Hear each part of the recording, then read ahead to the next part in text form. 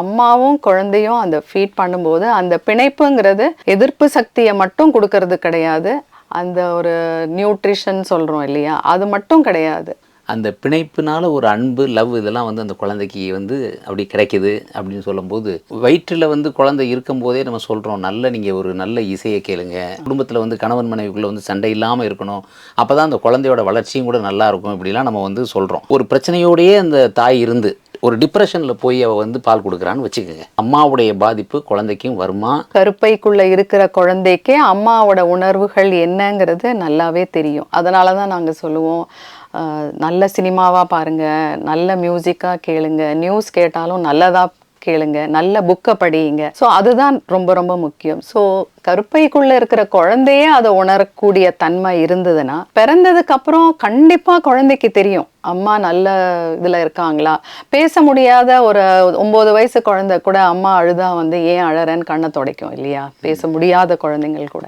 So அது வந்து அந்த ஒரு பிணைப்பை வந்து யாராலையும் சொல்லவே முடியாது. கண்டிப்பாக ஒரு அம்மா பால் கொடுக்கும்போது கூட ஒரு நல்ல உணர்வோட, சந்தோஷமாக, மனசில் ஒரு நிம்மதியோட இருந்தால் தான் குழந்தைக்கும் அது நல்லதாக இருக்கும், ஆரோக்கியமாக இருக்கும்.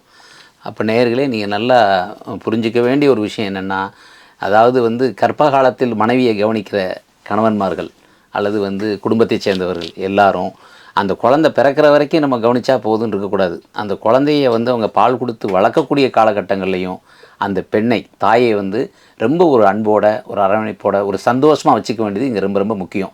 அந்த அம்மா சந்தோஷமாக இருந்து அந்த குழந்தைக்கு பால் கொடுத்தாதான் பால் கூட நல்லா சுரக்கும்னு நினைக்கிறேன். அதே நேரத்தில் அந்த குழந்தைக்கு ஒரு நல்ல ஒரு ஆரோக்கியமான ஒரு சூழலில் அந்த குழந்தை வந்து நல்லா வளர்ந்து வரும். அடுத்ததாக தாய்ப்பால் கொடுக்கக்கூடிய தாய்மார்கள் என்னெல்லாம் சாப்பிடணும்? இன்றைக்கி வந்து பார்த்திங்கன்னா எல்லாம் பாதி பேரை பார்த்தா ஃபாஸ்ட் ஃபுட்லேயும் அதுலேயும் இதுலேயுமா தான் எல்லோரும் நிற்கிறாங்க, அன்டயத்தில் சாப்பிட்றாங்க, இப்படியெல்லாம் பிரச்சனைகள் இருக்குது. ஒரு தாய்ப்பால் கொடுக்கக்கூடிய சூழலில் வந்து தாய்மார் வந்து எப்படி இருக்கணும், என்ன சாப்பிடணும்?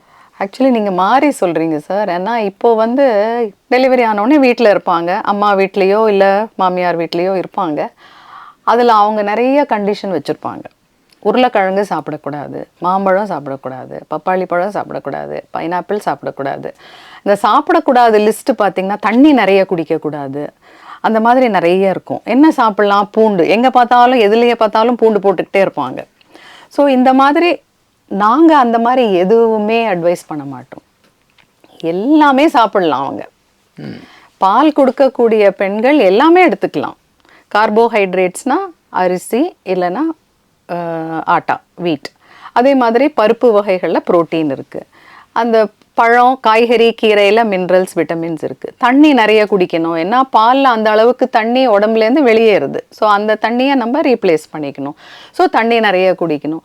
எல்லா விதமான பழமும் சாப்பிட்லாம். எந்த பழமும் இது சாப்பிடக்கூடாது அது சாப்பிடக்கூடாதுன்னு கிடையாது. ஆனால் சாதாரணமாக அது ஒரு கல்ச்சுரல் பிலீஃப் என்னென்னா, மாம்பழம் சாப்பிட்டா மாந்தம், பருப்பு சாப்பிட்டா கேஸ் வரும், உருளைக்கிழங்கு சாப்பிட்டா வயிறு வலிக்கும், அந்த மாதிரி எதுவுமே கிடையாது. ஏன்னா ஒரு அம்மா உருளைக்கிழங்கு சாப்பிட்டா அது உருளைக்கிழங்காக குழந்தைக்கு போகிறது கிடையாது. உருளைக்கிழங்குல இருக்கக்கூடிய ஸ்டார்ச்சோ கார்போஹைட்ரேட்டோ அதுதான் பாலில் போகுது. அதனால் ஒரு பேலன்ஸ்டு டயட்டாக எல்லாமே சாப்பிட்டா அப்போதான் அது வந்து குழந்தைக்கு அந்த முதல் 6 மாதத்துக்கு வெறும் தாய்ப்பால் கொடுக்குற அந்த ஒரு பீரியடில் எதிர்ப்பு சக்தி அதிகமாக இருக்கக்கூடிய காலத்தில் ஒரு பால் கொடுக்குற பெண் எல்லாமே சாப்பிடணும். அவங்களுக்குன்னு ஏதாவது ஒரு பொருள் ஒத்துக்கலை, அவங்களுக்குன்னு ஒரு அலர்ஜி இருக்குது அப்படின்னா அதை மட்டும் தவிர்க்கலாமே தவிர மற்ற எல்லாமே சாப்பிடலாம்.